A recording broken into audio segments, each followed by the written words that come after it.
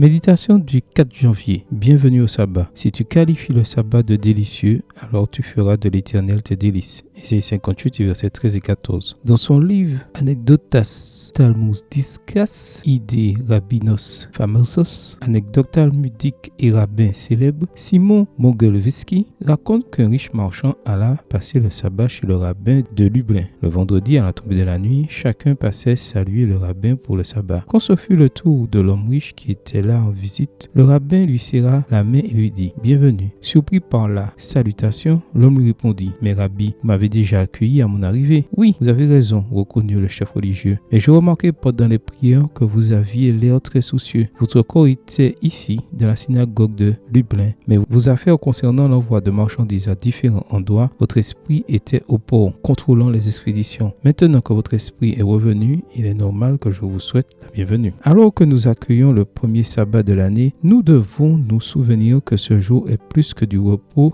et de l'adoration. C'est un jour de communion avec le Créateur au cours duquel nous nous déconnectons de nos activités quotidiennes pour nous connecter avec Dieu et nos prochains. Dans le livre Vivir el futuro hoy, Vive l'avenir aujourd'hui, Sakai Kubo souligne que quand vient le sabbat, nous entrons en tant qu'invités en présence du grand roi. Et lorsque nous entrons dans la maison de Dieu, nous le faisons en tant qu'invités. Le sabbat ne trouve son accomplissement que lorsque nous parvenons à une véritable communion avec Dieu et son peuple. Et comme toutes les communions, cela devait nous conduire à une amitié et à une unité d'esprit toujours plus profonde. Je t'invite aujourd'hui à considérer ce sabbat et chaque sabbat de l'année comme une invitation affectueuse du souverain de l'univers à nous connecter avec lui et avec nos prochains. À travers Isaïe, il nous promet chaque sabbat, alors que nous nous détachons de nos occupations quotidiennes et entrons en communion avec lui, de faire de nous ses invités de marque et d'aussi toujours trouver joie et bénédiction. Aimerais-tu ce jour être l'invité d'honneur en présence de Dieu? Amen. Bonne journée à toi et que le Seigneur te bénisse.